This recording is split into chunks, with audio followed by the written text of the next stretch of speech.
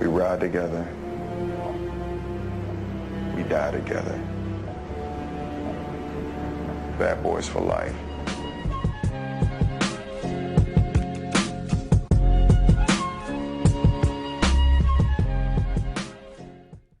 Welcome back, everybody. Welcome back to Blerd Lines Entertainment. We are back. Finally. Sorry, it's been a while. We had to take a couple months off. It's been pretty busy in our lives. We had a marriage to go to, and your brother got married in Cancun. That was Man. That was a time. I'm still recovering. I ain't gonna lie. Oh God. But I'm glad to be here. But glad to be back with you guys. It's been kind of rough not being able to come to you guys every week and kind of talk about what we've been watching, what we've been kind of what we've just been enjoying in the entertainment world and things like that. So, Jason, how you been? Well, first of all, I'm your host, Daryl Stokes, with my co-host Jason Strange. Yes, sir. And we are back. And how have you been, man? Whew. I got a new job. Yeah. So I'm, get to coach and referee little kids in different sports. So that's pretty exciting. Mm-hmm. I'm still waiting on this promotion from my main job. So when that happens, the money's gonna rise up. Amen. But brother just gonna need a little bit of a loan. Yeah, just working on my basement. I'm trying to get this whole movie theater experience. We're in the basement right now, actually. Mm-hmm. In the back is the TV. I got the Wakanda Forever poster back there, as you can see, because that's exactly what we're gonna be discussing today. Right. Yeah, man, just normal adulting. That's what's up, man. I'm, glad to hear it and glad to be, it's not like I'm not, watching you go through all that stuff because we literally live 10 minutes away. Yeah. We go bowling every week. Right. I get my ass beat every week. I'm not going to lie.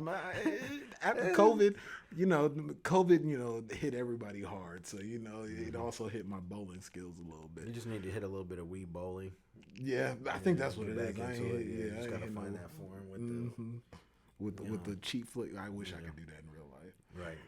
Anyways, we are here coming back to you guys to talk about a little small movie. What's the name of it? I can't remember. Black Panther Wakanda Forever. That's right. We are here to talk about Black Panther Wakanda Forever, the long-awaited the long-awaited, highly anticipated sequel to the first movie, Black Panther, that came out in 2018, I believe. Yeah, man. Back when black people were walking in the theater with dashiki afros with the black pick in their hand, in their hair. Talking about, man, I never forget. Quick side story. I remember working in American Eagle and I'm folding clothes. Shout out to American Eagle. I was folding clothes and this lady comes in there and she sees me, and I think it was right after the movie came out, so everyone was kind of united. She sees me, she gets to having good conversation with me. She's like, "Oh, have a good day," and I'm like, "Thank you. You have a good rest of your day." And she's like, "Oh yeah, Wakanda forever." Just right in the middle of the mall, and I'm like, "Oh man, people feeling this movie a little too much," but I love it. I mean, it was it was warranted, man. That first movie was iconic at that time. What was going on. Yeah, for sure. Yeah, I think it hit at the right moment. It definitely brought people together. For sure, especially in the nerd community. Yeah. And I ain't even gonna put that in quotations. We nerds, and we're blerds. That's what we are. Mm-hmm. We are blerds. And speaking of my Marvel shirt on, my crew-neck. Speaking of blerds, real quick, just so you guys know that we are Blerd Lines Entertainment. You can follow us on all platforms at Blerd Lines Entertainment. That's YouTube, that's Instagram, and that's also Twitter. Hopefully we got a TikTok coming soon. Yeah, I've been slacking a little bit. I'll be honest, I've been slacking a little bit. But again, there's been so much going on in general life. Right. And just being exhausted and tired and having the adult Yeah, Man, I'm still trying to catch up on sleep, and I had a whole week off for my birthday. But yeah, happy belated, by the way. You too. Yeah, I appreciate it. But yeah, man. I'm definitely hoping to get that TikTok up here soon. I just started TikToking myself under my personal account, which you can follow at Strange Legacy. I'll throw that in there at Strange Legacy. But I'll definitely have one for Blerd Lines up here soon. And then I'll be pushing out content on there, just some short, quick stuff, and yeah, a lot of things that we that don't necessarily need the YouTube push. Even those things that do need the YouTube push, that could use the YouTube push. But just that way we can get those shorter clips out, and trying to reach out to a new audience and things like that. But like I said, we are here to talk about Black Panther: Wakanda Forever, directed by Ryan Coogler. I'm gonna go ahead and get the elephant out the room. It's the follow up to a movie following the unfortunate passing of Chadwick Boseman. And that definitely plays into the anticipation of this movie for a lot of people, I'm sure. And rest in power to the king himself. Just to start off, Jason, what did you think about the movie overall? Like, just your quick thoughts of the movie. Oh, and this will be a spoiler review, by the way. Spoiler. But to start off, I do want to hear some quick non-spoiler Okay, thoughts. so non-spoiler. So for those, before we get into the spoilers, I definitely say a non-spoiler review. I thought it was great. I thought it was a great film. I think acting-wise, everyone showed up. Yeah. Everyone came to play. I mean, you kind of knew what was on the line here with the second installment of the Black Panther movies. So they showed up. The introduction to the villain Namor was amazing. Definitely excited to see him in this movie.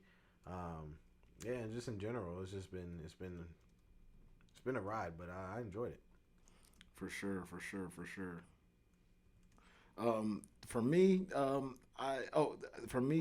I went into this movie wanting to love it.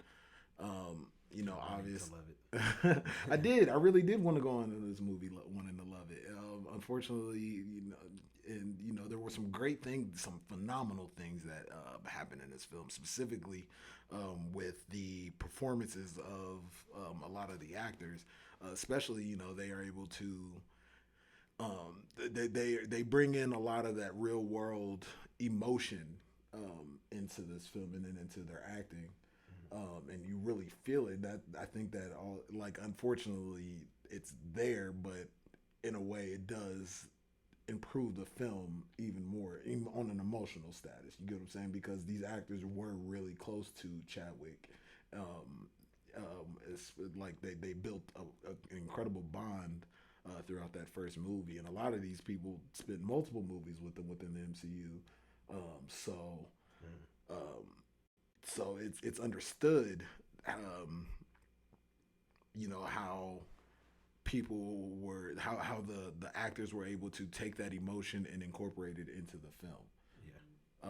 I will say the absence of Chadwick and the absence of T'Challa was felt a little bit in the film, for me specifically, just because Chadwick himself was able to command the screen like no other. And that's the reason why he has played so many iconic characters, because he can command the screen. He can grab your attention. He can portray these emotions and things like that through the screen very well. But to get down to some spoilers, man, we're going now that we've gotten our little quick thoughts out. What was the standout of this film for you? The standout. Mm-hmm. I had a couple standouts. Okay, give me your top three, I guess. I'll start with the major one, is how well they did with the 5 stages of grief. Yeah. I'd have to pull it up to go through the full what it actually is. So guys can use that time to Google the 5 stages of grief. if you need to. But they went through it, and you could tell the different stages of how Shuri felt throughout the movie. Like, just I know depression is one of the stages. Like you could see like how she was depressed during a good majority of it, and how she overcame it.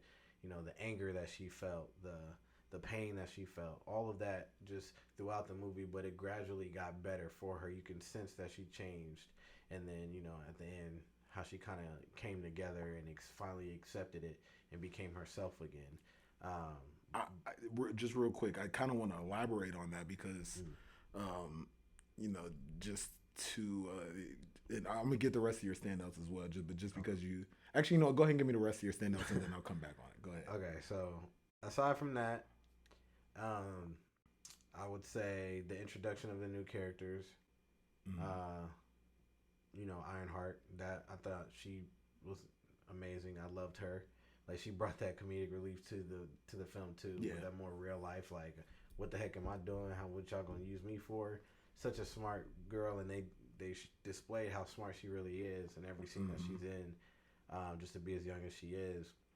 So that was a huge standout. Just in being able to see those characters. Even Angela Bassett's character becoming more prominent in this film too.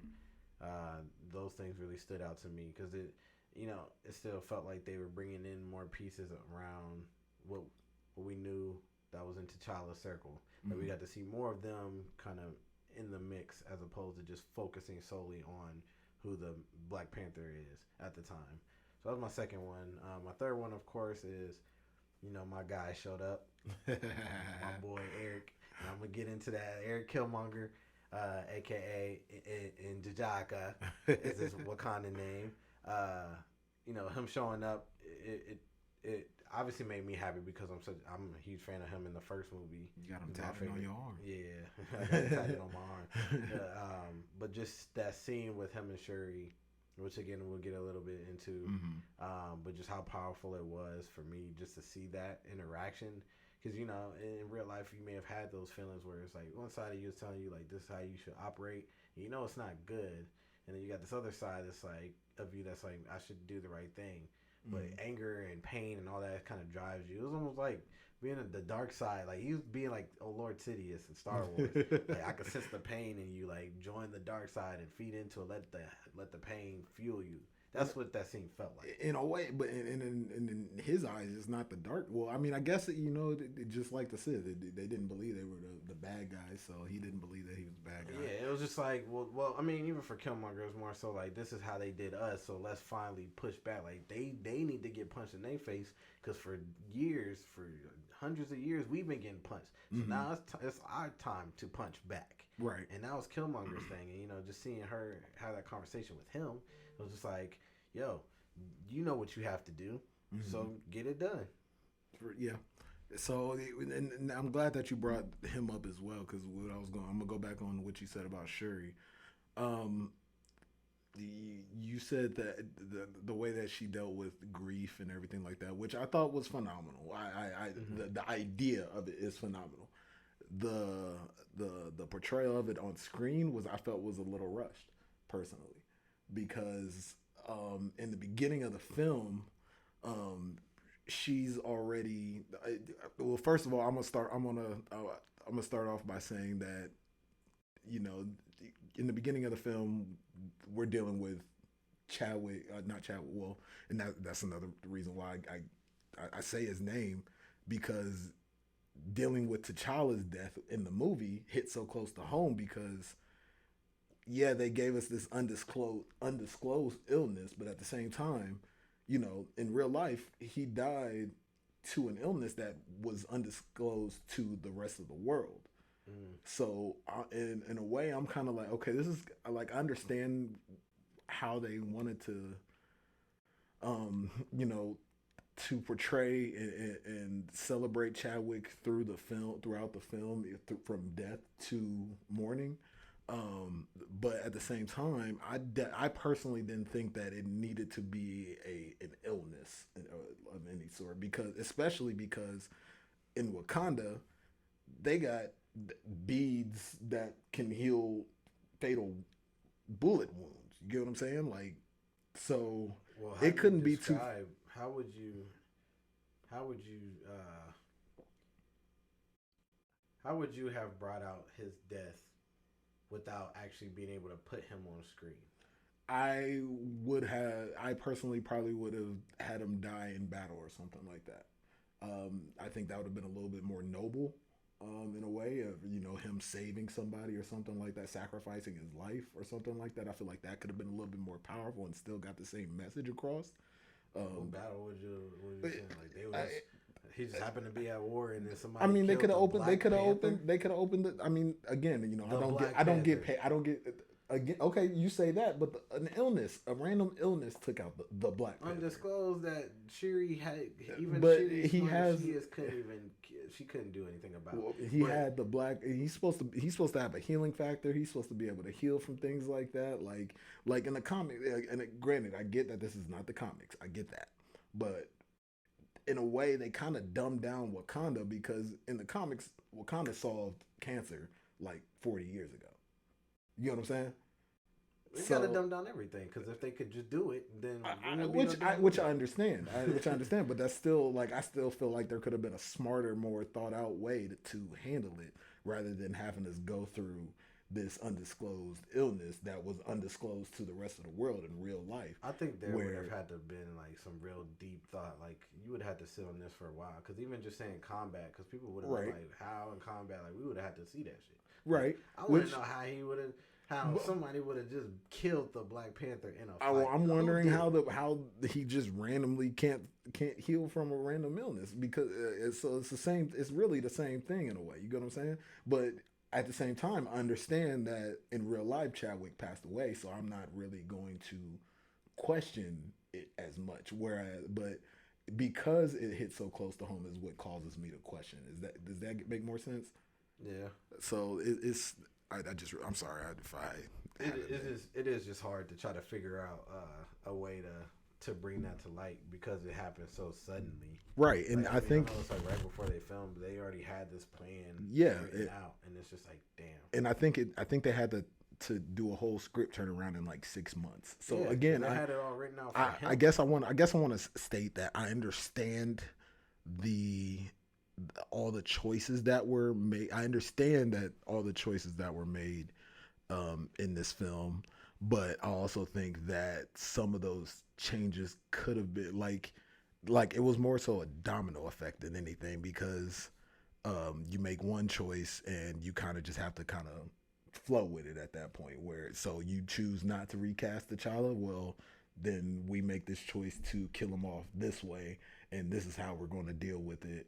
And then so forth and so on. So, but what I was getting at with Shuri is that I felt like her anger and discretion was taken out on the world for no reason at the beginning, because she was ready to burn the world down already. I get that you just lost your brother, but the world did not take your brother. It was just this random illness. And I get falling on yourself, not being, because you feel like it was on you to cure him, but you couldn't do it. I understand feeling that pain and that suffering on your shoulders from that, but but you wanting to burn the world down at the beginning of the film, that I didn't really gel with. Now, and I'm gonna jump around a little bit.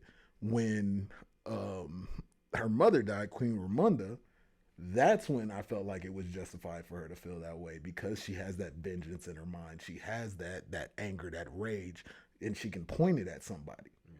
You know what I'm saying? We opened up our world to you guys, which was T'Challa's idea, right, to begin with, and you guys just completely went off the rail, and now y'all trying to make us an enemy. We just wanted to allow y'all a chance to see our world, which we didn't want to do and shouldn't have done, but here we are. And she read that entire courtroom, by the way.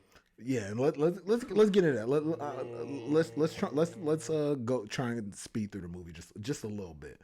So I guess not speed through it, but just kind of touch upon some points. So I already talked about the opening of the film and how they dealt with the death of T'Challa. We get the funeral and everything like that. I thought it was a beautiful ceremony. Some people feel like we could have done a little bit more with it. I think that think so. I mean, and I don't necessarily agree with that either, because I feel like we didn't necessarily, because I didn't want them to try and just cash in on the death of Chadwick. You get what I'm saying? yeah, So they already dedicated a lot of the exactly. film to him and showed him throughout the film. Exactly. So I didn't think that we needed much more. I think they handled it, and it was spread out, and the mourning and grieving was spread out throughout the film perfectly, in my opinion. So I don't think we necessarily needed more with the funeral. I got all the emotional beats that were like I was fighting off like that. At the funeral and things like that, and seeing his mural plastered over Wakanda and things like that. That So casket was beautiful, though. yeah, it was like the whole ceremony was beautiful, in my opinion. It did make me think. I don't know if this was intentional, but there's a part where he kind of ascended into the ship. It reminded me of that first scene when he drops flew over down and then dropped down, just like Yeah. that. Mhm. Like the first time we got to see him Yeah, in the Black Panther suit, so kind of see him ascend when he descended in the first movie. It was just kind of, it almost felt It's full poetic circle. a little bit, It was yeah. a full circle moment. yeah, I definitely So I agree. don't know if it was intentional. But I don't. I looked at it. But I can see why you see it that Yeah. way for sure. So, but excuse me. So yeah, we deal with that, and we also open up with the United Nations scene in the courtroom where Queen Ramonda is asked to speak in front of the United Nations, and she is basically narrating, not narrating, but she's, I guess, narrating everything that she hears and all the whispers that are going on between countries and things like that, because Wakanda knows. Wakanda, like, you can't hide nothing from Wakanda. Like they know. So they, and it's the court scene is shot juxtaposed to the raid of the Wakandan science lab in Mali. So she, as Queen Ramonda, is sitting here like, we hear what you whisper. We hear that you believe that Wakanda is vulnerable. The king is dead, and then as she's speaking on this, you're seeing these soldiers walk into the lab. They're trying to steal up on that vibranium. On the vibranium tools, and like I said, Wakanda knows. So you tried to jump them and get the jump on them, and the Dora Milaje are already right there, ready to whoop some ass, man. And oh my God, they did their thing. And that was another thing too. I think the fighting in this movie overall was dialed up. Was from the first one. Like the fight scenes in the first one were cool, but I think it was definitely dialed up a good amount in this film. I agree. The choreography and everything. So we get this powerful speech from Queen Ramonda, letting the world know that we lost our king. Yes, we're mourning our king, but mess around and find out. You get what I'm saying? I think it's sweet. like it ain't sweet over here. Like best believe. But then they drug in the soldiers. In the courtroom was like, nah, we out here. So if any of y'all think y'all about to just come through Wakanda and try to take our resources, that's not gonna float. Not gonna float at all. all. Leave out here in a body bag. That's exactly how she was going about it. So shout out to Queen Ramonda. Right. So that later on, a little bit further down the film, we get Queen Ramonda taking Shuri going out to this riverbed to just try and sit with the wind, and Queen Ramonda is trying to introduce Shuri to the grieving ritual that she went through for T'Challa, and with burning the funeral garlands.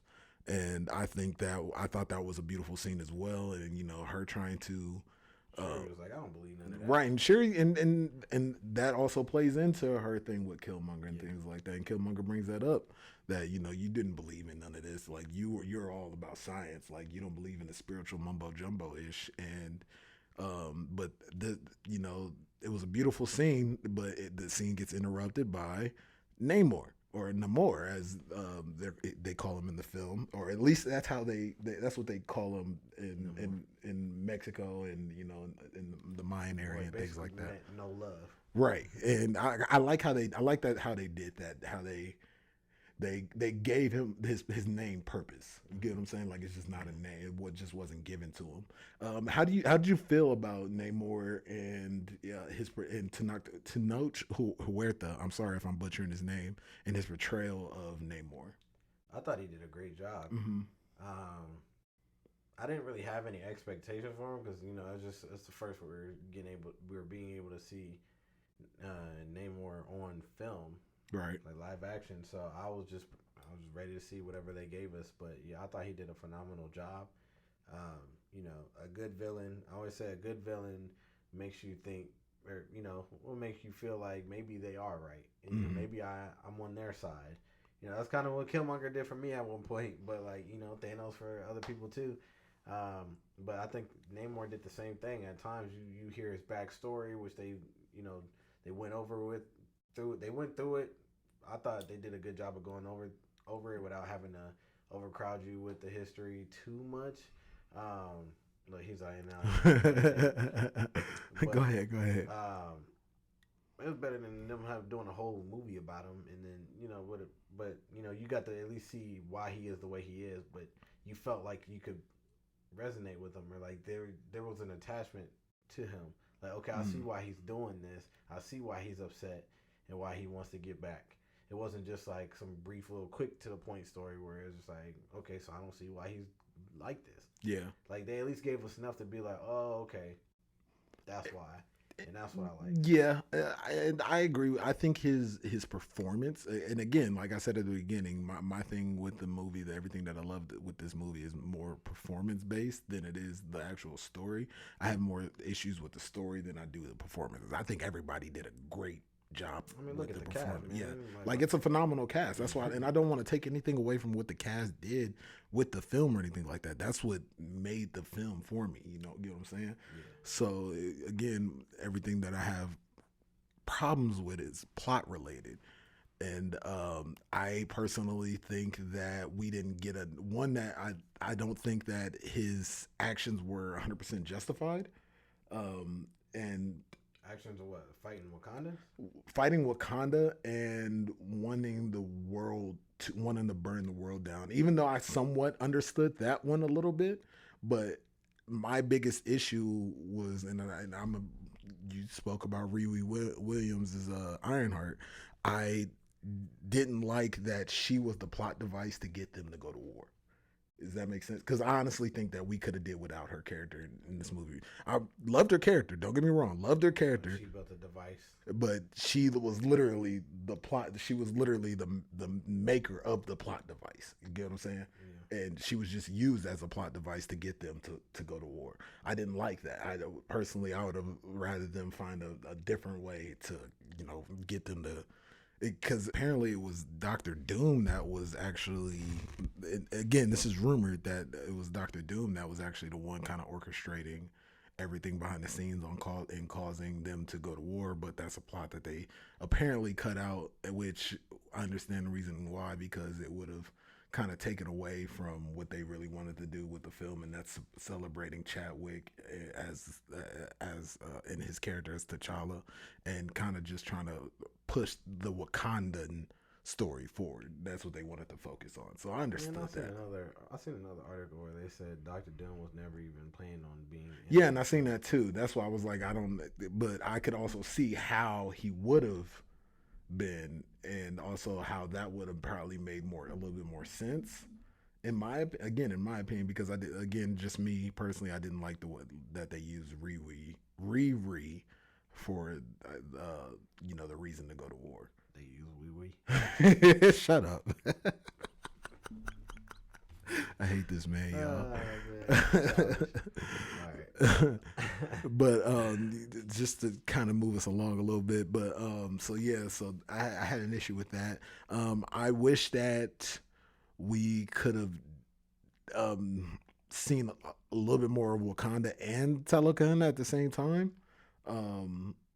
Just because I feel like the interactions between both nations. Not even interactions, just seeing how the inner workings of each civilization worked, because again, like we got a little bit with the throne room with the the tribes and stuff in the throne room and stuff like that, trying to figure things out. But other than that, and what we briefly saw in the marketplace, we still don't really see that much of Wakanda. And that's all, and that's still all we got in the first movie as well. When this movie is called Wakanda Forever, I guess maybe it's the thought of Wakanda that we're still more so supposed to be holding on to. But in my personal opinion, we didn't get enough of either civilization. You get what I'm saying? And I think that could have, but and what they should have did, because this movie came in at 2 hours and 41 minutes. They should have cut, your favorite person in these movies at all in the Black Panther movies. They should have cut the Ross stuff. Like I could have done without it. I would have too. I wouldn't have cared about He can't stand Ross. Oh my God. He sees him as the white savior. I don't necessarily see him as the white savior, but I also understand where you're coming from. Yeah, I just think they allowed him to play too big of a role in the first one in helping the Wakandans in their own fight in their own country.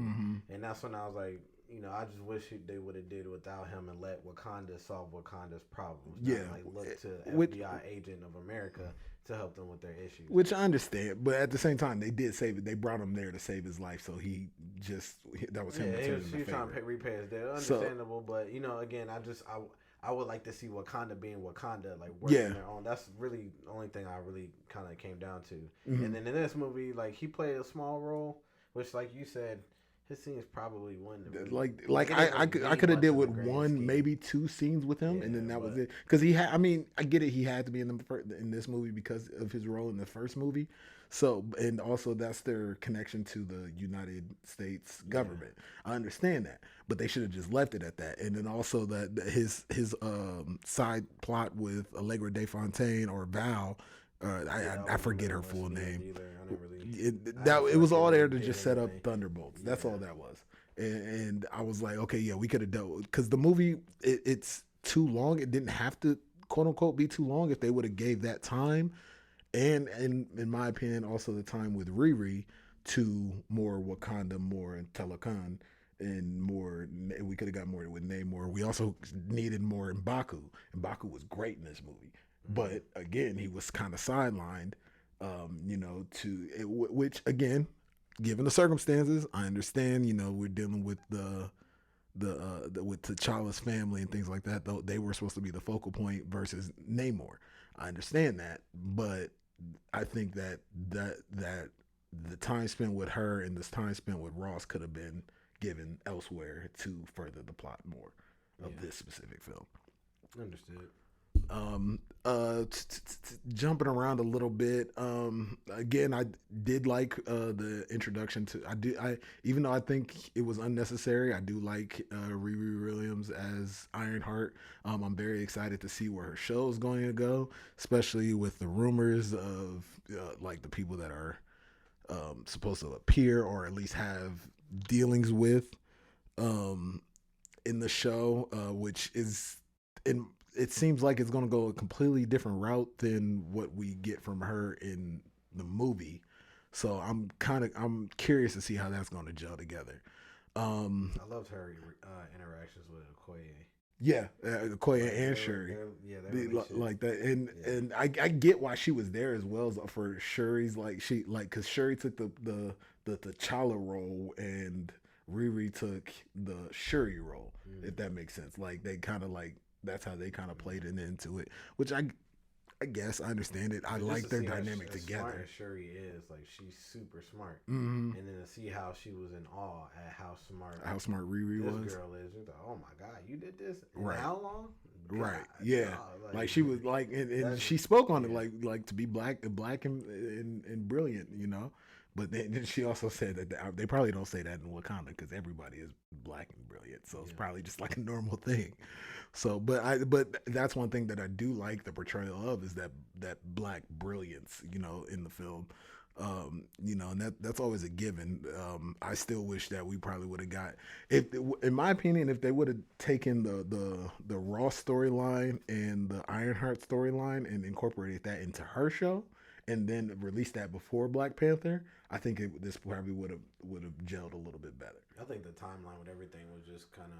It's kind of wonky, It's definitely kind of wonky. And obviously you got to blame COVID for that because everything we probably could have been we probably would have been in the middle of Phase 5 by now. I think we'd be at the end of Phase 5. To be honest with you. Yeah, because we went a whole year and a half without anything, so Mm-hmm. they literally had to start from the jump. Like yeah, everything came out in different orders and stuff like that. So again, this entire phase, I, I judge it differently than all the other ones because it does have that asterisk next to it, where that this was the COVID phase where they had to do a lot, with the little that they had. So, but I want to go back to I want to circle back over to Angela Bassett and her performance because damn it, if she doesn't at least get an Oscar nomination for Best Supporting Actress, bro, I swear to God, I'm a flip shit. Because what she did in this film was like I just thinking about it, I get chills. Like when she was in the throne room and going off on Okoye for losing Shuri, I and she's like, I've lost everything. What have I not given? You can go see your husband. She was like, "Have I not given everything?" I'm like, God. Like I felt like my heart was like, I was in that room with her. Like, yeah, like I went to go see the Queen Mother. I took my fiance to go see the movie again yesterday, and I'm still like, yo, like that was powerful. Like, and that's another. And let's talk about it. Them killing her off. I think that is a huge mistake. I don't know if it was Angela Bassett's call and she just was ready to be done with the character or what, but she in my opinion was the only cast member that truly could command the screen on her own. Yeah. You get what I'm saying? Like everybody else was an ensemble commanding, whereas Angela Bassett, she commanded. Like when she spoke, you were going to listen. Yeah. You get what I'm saying? I think it's just the thing is that her character isn't meant to be looked at as one of the focal points. Yeah. But I mean, obviously she was because she's Shuri's mother, and she's all that Shuri really had left a family. Mm-hmm. So of course she had to play that part. But I'm not gonna lie, just from the beginning of the movie, I could kind of see it coming because I'm like, okay, that's all that Shuri has left. Shuri, like her brother, was her biggest struggle, but she hasn't really got hit with anything crazy just yet. Mm-hmm. Like as the Black Panther. So it was like when that happened, it was just like I wasn't too surprised. Like it sucks. I'm like, damn, I didn't know she was about to go out right then and there. But it's just like I wasn't so surprised because I knew that's what was gonna be like that thing that really changed how Shuri was gonna become herself at the end. But man, it is sad to see considering the kind of performance she put on. Yeah, for sure. And then honestly, I wasn't very satisfied with her death either. Saying we had to have her death in the film, I wasn't very satisfied. The water grenades was pissing me off. Them water balloons, bro. They was water balloons. What they got in them? but I would have rather, because in the scene with when Shuri goes to see Killmonger in the ancestral plane.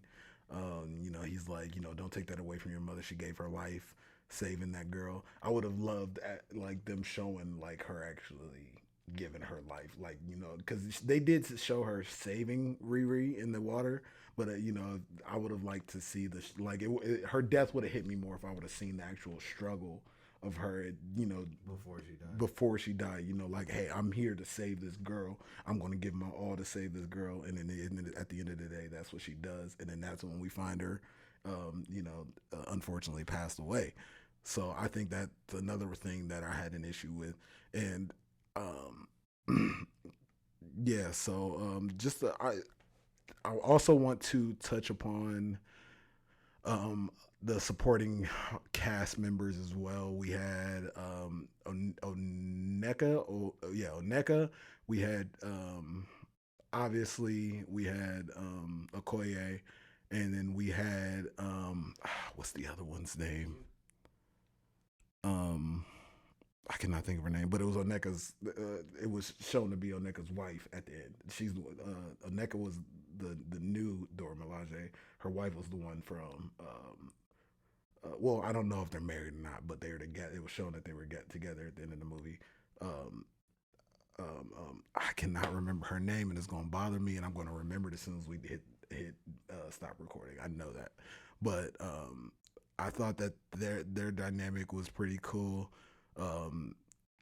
Koye, Denai Guerrero always is on par. Is on point with in the emotion that she was able to carry it within when she got stripped. When she had her her role stripped away from her. Because she does, she cares about Wakanda. She's loyal to Wakanda. She's not loyal to the throne, and I think she said that in the first movie. I do think some of them could have been fleshed out a little bit more. Did you like those suits at the end that Okoye was flying in? I didn't really care for them. Me either. I wasn't like a huge fan of them, but I also wasn't just I was just like, okay. Yeah, they were teasing it throughout the whole movie, so I knew it was going to be put to use. Yeah, I was just like, it is what it is. And that even plays a role in the comics as well. I'm not too well versed on it, but I'm sure we're going to get it elaborated on a little bit more, especially with her breaking Ross out of prison after committing treason, talking with the Wakandans and everything like that. I would say though, I did enjoy like the last fight scenes though, like between the Wakandans on the boat and like how Shuri broke out in the suit. First of all, I got that part spoiled for me before the movie even came out. I seen like 3 seconds of her moving in that suit, and I'm like, damn, she's moving like I meant to tell you too. That was actually a trailer. It wasn't even a suit. I guess technically, it was like a first 30 seconds. It was in the trailer. It was a TV spot that they released. Was it? Yeah. No. So but I get what you're saying though. Well, anyway, either way it goes, yeah, I seen that part. I didn't want to see it because again, I don't like much of the movie being spoiled beforehand. But just how she was moving and fighting and how they were kind of tag teaming people as they were fighting. Like there were certain scenes where M'Baku was like hitting people over into someone else from the Dora Milaje would hit somebody right back. Like it was like a whole thing where people were kind of working together and then kind of transitioning at the same time to when Shuri met up with or brought Namor on that heat ship. She had that boy cooking in the 350 oven. Brought him over to the desert, and they got to getting in. They started fighting back and forth, and he's giving her hands. She's turning around. She's fighting back, doing her thing. I was a little skeptic about how she was able to just move so fluidly like a ninja and fight styles impeccable so soon in her Black Panther career. But that's neither here nor there. Nonetheless, it was still a good fight, and seeing Namor hit her with that Falcon punch with all the energy he had left, caved her chest in. And then shoved the spear in her gut. Yeah, shoved the spear straight through her stomach, like. Which like, I don't know like I don't know if you noticed there was no blood on that spear. I was like, okay, like how is there no blood on that? Was small nitpick. Kids.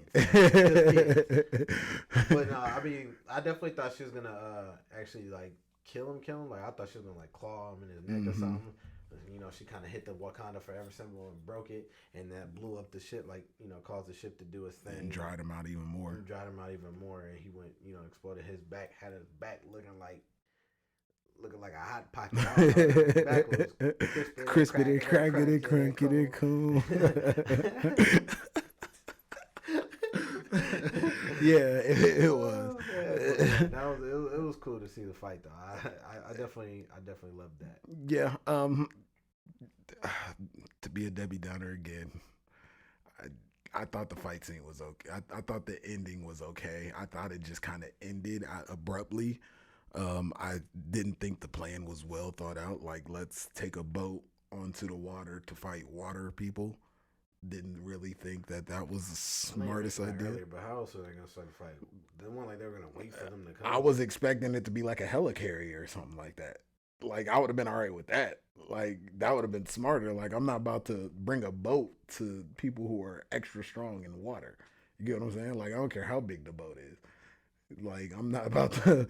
Like I don't know because I don't know what kind of technology they got down there and things like that. And that's when they end up bringing that atomic water balloon at the end. Blowing up the ship. Well, they don't really blow up the ship, but they cause the ship not to be able to move. See, if it was me, I'd have dropped an underwater nuke, something that hit the bottom of the ocean, just boom. everybody gone. Yeah, then you got win. contaminated oceans and stuff like that. And Hey, man, look, you sometimes don't care got- about the environment. Sometimes you got to man. sacrifice a little goldfish to get rid of them avatars. You know what I'm saying? Nah, I'm just kidding. But I enjoyed it overall. It was fine. I definitely thought it was fine. I thought the movie overall was I thought it was a good movie. Not what I anticipated, and I told you before going into the movie, I was kind of worried. But to be honest with you, I guess in a way my expectations were met. They were, but I definitely would have preferred a different route. So for the movie that we got, I guess my expectations were met, but if we would have got a different route, I would have much rather the other route. You get what I'm saying? Mm-hmm. But before we jump to the end credit scene, I did want to speak on Nakia because, again, love me some Lupita Nyong'o, man. Love me some Lupita. She got that thing. Okay, anyways. Pay no attention to this, man. But love me some Lupita, man. That is a beautiful woman right there. I almost stood up and started. But I wanted to shout her out real quick because she is an integral part to this end credit scene, and we didn't really get to speak much about her.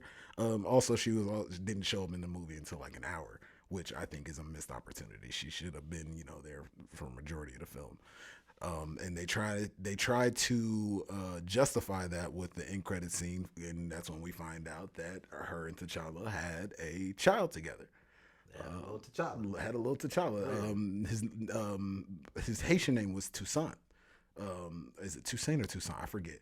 I should know that. Because he was named after a Haitian revolutionary who basically helped free Haiti from the British, I believe. It was either the British or the French. I can't remember exactly which one it was. But, that was Toussaint is his Haitian name, and we find out that his Wakanda name is T'Challa. And he says we find this out because Shuri shows up in Haiti where we first met Nakia. That's when Queen Ramonda went to go visit her. And the reason why this scene part of the reason why this scene, the end credit scene doesn't work for me is because earlier in the movie, Queen Ramonda tells Shuri, there's something I need to tell you about your brother before they get interrupted. But then and then next thing you know, Queen Ramonda, after Shuri gets kidnapped, she goes to find Nakia in Haiti. And this kid brings Queen Ramonda over to Nakia. And Queen Ramonda, apparently, as of now, she knows that this is her grandson, but did she give you grandmother energy in that scene when she first showed up to Haiti? Because to me, I couldn't tell that was her grandson.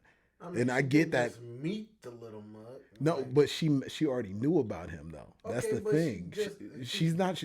As from what the movie told us, that's not her first meeting of that child.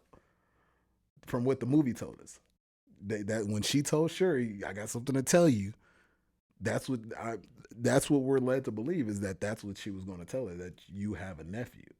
So for her to just show up in Wakanda and not, show this boy any love or anything like that, or any grandmother energy, something, like, oh, my baby, something, so that to me tells me that part of the end credit scene was just kind of thrown in last minute. To me, that's what I read that as, because if she knew that was her grandson earlier in the film, she would have reacted a completely different way. It's very possible, in my opinion. Or don't include the kid at all in the earlier in the film. Yeah. Then you don't have that issue. I did like that it's still giving T'Challa's name. It's still technically T'Challa. It is T'Challa. It's them recasting without recasting. It's recasting without recasting, but also giving Shuri that thought like her brother is still here in some way.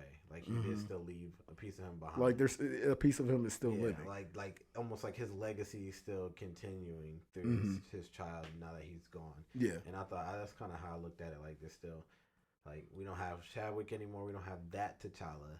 but we do have T'Challa still living on. A piece of him is still with us. Which I get that, for the route that they chose, but again, it's not the route that I personally wanted. So therefore, that's my biggest. You to start writing these movies and seeing what you can. I don't. That's not what I'm here for. I'm just here to review them, dog. Man, that's all I'm here for. I need a Black Panther script from you. You know what? I'm gonna get started on that, bro. Yeah, let me read that. I got you. Tell you if we gonna trash it. I got. That's crazy. That's crazy. But before we get out of here, I do want to. I did kind of skip over Shuri's, acceptance of of what happened to her brother, and and being able to let go, she's letting go of her grief. Like she's at the end of her grieving. That, like you said, the 5 stages of grief. That was her at the end, her burning those garms. That, like I said in the ritual earlier, she finally gets the chance to do it. I was kind of upset that it wasn't in Wakanda and it was in Haiti. I think the scene would have hit a little bit better in Wakanda, but nonetheless, you still see the emotion pouring out of not even Shuri, but Letitia Wright for her brother. She literally called Chadwick brother. You get what I'm saying? Like, she called when Chadwick passed, she called Daniel Kaluuya, and she was like, "Yo, what's going on with brother? What's going on with brother? Like, I don't believe what's going on." And then that's how she found out that he officially was gone. So you really do feel the pain and emotion coming through her, being portrayed through the screen right there. Mm-hmm. Yeah. So. But overall, I did enjoy the film. I thought it was a good film. Didn't think it was. Actually, I'll give it a great film, just not a great film that I personally loved. I know that's kind of contradicting, but I guess that's the best way for me to. What you're talking about. All right, fine. I like the film. I didn't love it. Let's say that. I like the film. I didn't love it. Overall, I give the film a 7.8 out of 10. What about you? Where this 0.8 comes from. Listen, man, that's just my scale. Like, you go from 1 to 10. There's other, like, you give that point. Like, I use decimals just because it's hard to. Follow us on Instagram and on YouTube. We're gonna post his Richter scale. We're gonna post his movie rating scale online so y'all can see where this 0.8. Because I can promise you it's straight out of his butt. Whatever, man. What is your rating for the film? I said an 8. I said my only, like, those questions that I had to, like, those little nitpicks or whatever. The only reason I probably wouldn't give it a 10 out of 10. I feel like a 10 out of 10 film, it just has to be all around perfect from top to bottom. Which it's not too many of them out there. It's hard for a film to really hit that, anyways. So I think an 8 out of 10 is perfect. There's those questions, those little potholes, but overall, I enjoyed it. Something I can't wait to watch again, especially when it hits Disney Plus. Right. And I can watch it in the comfort of my own house with my own snacks. It's gonna hit different. But yeah. Probably gonna go see it one more time though. I've seen it twice so far. You got to see it another time. I'm gonna definitely see it in the theater one more time. Yeah. And then 40 some days from now when they drop it in Disney Plus, I'm gonna be there. I think we're about like 39 or something. I think it's a 45-day window, Thursday? So I don't know. But nonetheless, glad to be back with you guys. Glad to finally being able to give you guys our opinions, voice our opinions, and I'm hoping you guys are really. For those who have been waiting for us, because there have been people out there reaching out to me, trying to figure out, like, when are you guys coming back? When are you guys coming back? And, we've just been busy. It's been for the past few months, we've been very busy, actually. And, we got families and things like that. So, but we're definitely going to try and get out to you guys a lot more frequently and more on a consistent basis. You get what I'm saying? I'm thinking maybe we can do like a tier list maybe for the MCU for what we got so far, maybe for our next video. What do you think? Yeah, you think that might be good? I think we can try to figure something out there. Yeah, so yeah, be on the lookout for that, guys. That's something to look forward to. We'll definitely be coming to you guys with more with our usual movie news and things like that, kind of touching upon things that are going on in the movie and entertainment sphere, as you will. But like we said, follow us on all social media platforms: Twitter, Instagram, YouTube at Blerd Lines Entertainment. That TikTok is on its way. It's on its way. definitely on its I way. promise you, it's on its way. But no, for sure. You can always reach out to us straight through Blerd Lines Entertainment on our stream or on our platforms that we do have available. Comment on the videos you see. If you have any suggestions on movies you want us to even go watch and discuss, then drop them in our inbox. Yeah. In any type of movie. Yeah, anything. Like we TV like watching shows all too, types of stuff. I always want to know what TV show is good, especially when I'm at my job because I work from home. I just want something to watch on TV. So for sure. Definitely drop some good suggestions and we'll talk about it. All right. Well, on that note, I am Daryl Stokes. I'm Jason Strange. And we are Blerd Lines Entertainment. Peace.